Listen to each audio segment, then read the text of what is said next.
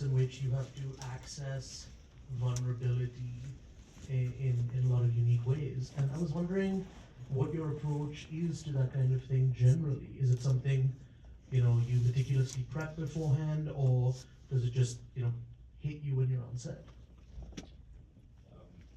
Well, you hope it will, I suppose, is the short answer is you hope something will hit you when you're on set. But I like to be prepped.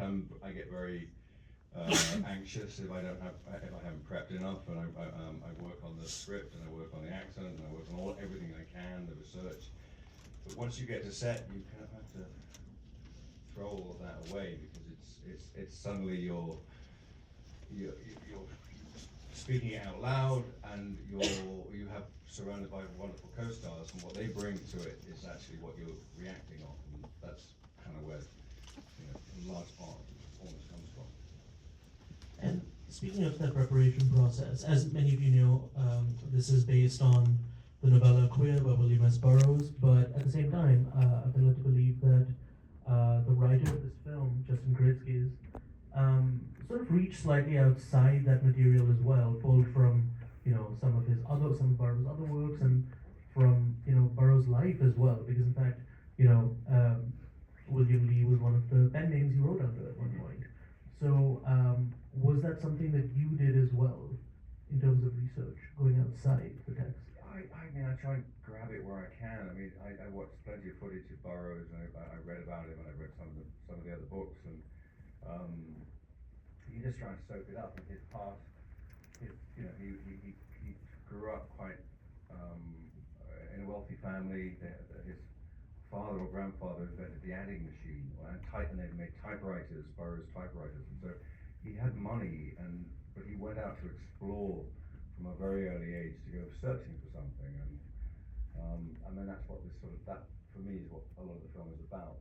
This individual, because he takes a lot of drugs, he drinks, he's trying to find love, he's trying to find something in life that will open it up for him, where he can make a real connection with somebody. He talks about telepathy during the movie, and I think that's really what he's after. He wants to go to, as we all do, we want to fall in love. And this character of yours is in desperate need of reaching out to someone, and we see that literally. Desperate need of rehab. That too. That too. And we see that literalized in a couple of ways through these beautiful overlapping images of you reaching out. And so I assume you shot those in two ways. One where it's what would be reality, so to speak, where your character isn't making that move, and one is the imagination, the desire. Right. Was there, if any, a difference in your physical and emotional approach in those two moments? In the imagined sort of visuals, it's the kind of it's the physical manifestation of his desire.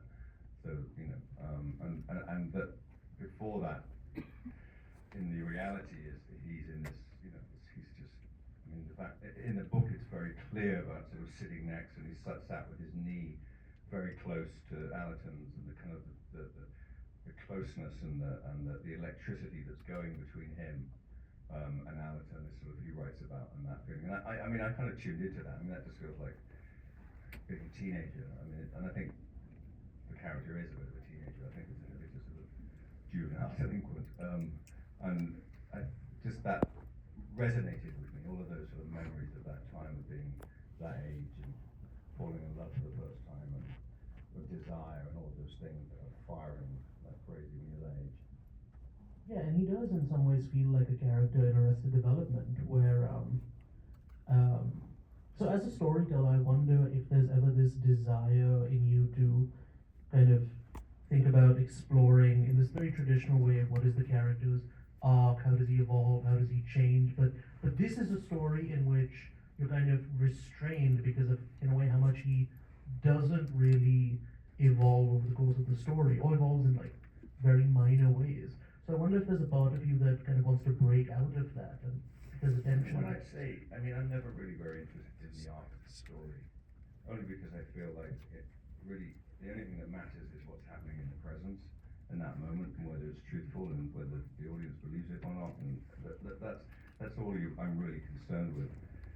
also what you know, this movie, and it's not conventional. It's not a conventional narrative. You know, it was never meant to be. It's meant to feel like we're entering into Burroughs' brain, and you know, he was high most of the time. His imagination was steeped in sort of science fiction and history, and that's the world that we were trying to create. And it's just then sort of my job, I think, as an actor, just to sort of inhabit it. And what I love about this character is he's so complicated and so, you know, at one point he's marching down the street with a gun on his hip, looking like like he's in a western, and the next minute he's really uncomfortable in a bar trying to flirt with a guy who is not even seeing him. And it's like all of those things are happening in this movie, and that's one of the reasons I was so attracted to it, because it's rare you get to play such a complex character. And in those flirtatious moments, you kind of make an ass out of yourself a little. Not you, the character. But every day. I have children. was that something that was, you know, in the script, in the book, or was it something that, you know, just kind of came to you in one of those instinctive moments? It's very much in the book. It's very much that feeling again. You know, just in the script, as well as wandering in many ways. I mean, the fact is that in the book, there is no ayahuasca trip at the end. Dr. Cotter is a man. He refuses them. He sends them away, and the book kind of goes into this sort of. It sort of ends abruptly, really. So that was Luca's intention to get to fulfill that moment, and the idea of having Dr. Cotter, played brilliantly by Leslie Manville, as a woman, was to be sort of a mother, to bring them in, to sort of try and create the moment actually where they do come together. And I think it's the moment of hope in the movie where you think, oh my God, this could work, and of course it doesn't, and that's not the way life is. And but I digress from the question. I'm sorry, what was the question? No, it's still very fascinating. I forget, what was the question? No, funny. We play that back. We can move on. Yeah, let's move on. Yeah. But you mentioned, you know, that sort of coming together with Eugene Allerton towards the end. Drew Starkey, who gave such an amazing performance in this movie. Yes. Yeah. You know, your characters are sort of briefly in sync in that moment, but constantly falling out of sync throughout the film. That's right. Yes. And I was curious about what that professional relationship is like on set, where you have to both be and not be in tune. Well, first of all, Drew's a wonderful, wonderful actor, so that makes things easy. He's also a lovely guy, and we had to just rehearse the dance in the movie. You know, the movement at the end. We had to rehearse a lot because I ain't no dancer. That's for sure. But it's we had to get into a room with some brilliant trained dancers who were trying to teach these two very clumsy actors how to move, which took a while. So we laughed a great deal, and that was really our key into the relationship, and we didn't stop laughing through the whole production. So you know, he's a very kind individual, and I knew from the off that he would be a really good partner to work with. That's lovely, and it sort of brings me to my next question as well. I'm incredibly curious about your sort of day-to-day relationship and conversations with Luca on set. How that process, you know, was for you as well. He's just a liberating director. I think that's the best way to describe him.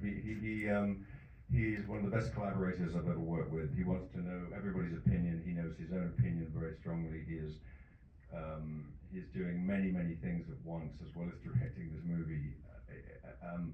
And as a tight-arched Englishman, you know, it's coming onto an Italian movie set in Rome. Cinecittà which is like this steeped in history. This studio in Rome. It was kind of a moment where I just had to kind of let go and just relax and just, you know, enjoy the ride and have the fun of filming in Italy is. I mean, I've filmed in Italy a lot, but mainly with British crews, and having a full Italian crew and as I said, in Cinecittà, which has got so much history. You know, at some point you come off the set and they built the Colosseum, and they weren't filming Gladiator, but they were filming a big Roman epic. So it was like a kind of, I don't know what it was like a Hollywood movie. In a Hollywood movie, it was very strange. But beautiful to do. And he just encourages you, it works a little like I do, I suppose. you always at the end of the take or whatever you go, can we do it better? Is there another way? And if there isn't, let's just move on. He doesn't want to hang around, which I love.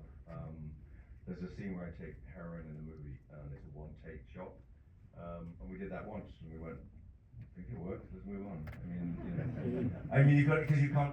I think if you overthink those things, they can, you know, you destroy them. So, and we weren't worried if it didn't go in the movie. It didn't go in the movie, but it sort of, we liked it, so we put it in. And the track that brilliant view of the track helps. So. You mentioned a lot about living in the moment and being instinctive as well. And forgive me if this is a bit of a pedestrian question, but production designers and costume designers, unsung heroes of what you do. And on this production in particular, the level of detail and the lived-in quality of this film, I assume that must have been kind of an asset to your process and the way you work and just feeling at one with your surroundings. Far from pedestrian question because it's, I mean, so important. And the talent that we had, I think is plain to see. I mean, Jonathan Anderson, who did the costumes, you know, I'm wearing 50s Brooks Brothers suits, which is like, there was one of each. I mean, and as a messy eater like me, you're like, sure, really? You're trusting me with this? So much white as well. I know, so if I spilled coffee down it, it was kind of going to be a disaster. So, but it was such a brave choice to make because, you know, you can't recreate those clothes, you can't make them, they look like they've been lived in, and it was important for the silhouette of the character very much, and then the production designer Stefano Paisi that's his first job. It's his first production design job that Luca gave him a chance. He'd been working with him for years as a designer and an architect, and he came on and did that. So yeah, that's 90% of the movie right there. And taking another step back, so Burroughs, as much as he's, you know, a pillar of, you know, modern queer literature, he's also looked upon in many ways as, you know, at times by some people as like a paragon of like a certain masculine image, which I know you might have some experience with, a certain. No idea. But yeah, I wonder what that is like for you when it comes to production like this, the sort of struggle that, you know, we see Lee go through between, you know, his outward identity and his inward identity. I find that fascinating. I just find the kind of whole masculine construct really interesting and what that means and what, you know, there's an expression that I love, which is the bigger the front, the bigger the back. You know, what's all this noise going on here, what's going on back there? That is Lee in a nutshell for me, because he puts on this sort of like swaggering carapace of a guy, and then he's this bundle of nerves and raw and you know, I don't apply that to the whole all of us, but I think that's kind of would sum us up the kind of human condition quite well. It's like what we put out front and what's going on underneath. It's like, I suppose that's kind of essentially acting, isn't it? Really, you're trying to figure that out. Just now you gave us a hint of the voice you do in the movie, and it sounds. That good? I mean, it sounds a fair bit like, you know, Burroughs as well, from like archival footage as well. Right. So how was it for you writing that line between both having to create a fictional character, but also, you know, staying somewhere in the vicinity of this author's reality?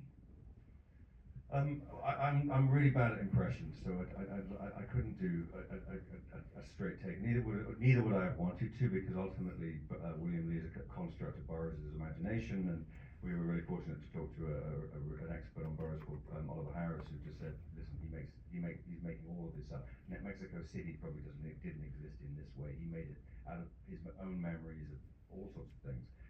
And I wanted to sort of convey someone that wasn't, you know, in the book there is a thing called the routine, which he does, which is sort of entertaining.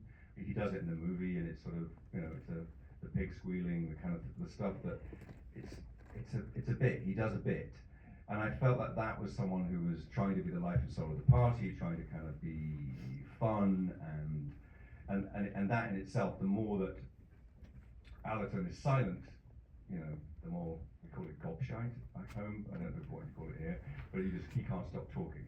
You know, it's like he just rattles on and on. so I kind of, and also there's bits of Burroughs footage which are rare, but are him sort of at home shooting guns and getting high, which is, I wouldn't recommend that. Or I would, probably.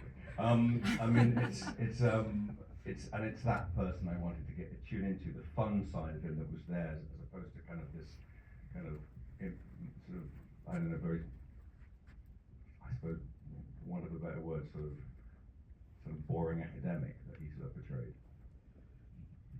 And stepping away from the movie for just a second, little birdie told me that earlier today you visited Burroughs' old apartment. Oh yeah. Yeah, and the Barrett's still there. Yeah, it's amazing. They've kept it. Well, they've kept part of it exactly as it was, and you can go in and and his shoes are in the corner, and the typewriter. And yeah, it was very, very evocative and quite moving. Must have felt like being connected to history in a way. I know, I wouldn't go as far as that. I mean, I kind of, let's not get ahead of ourselves. I was reaching, fine. That is all the time we have, but I want to thank you so much for being here.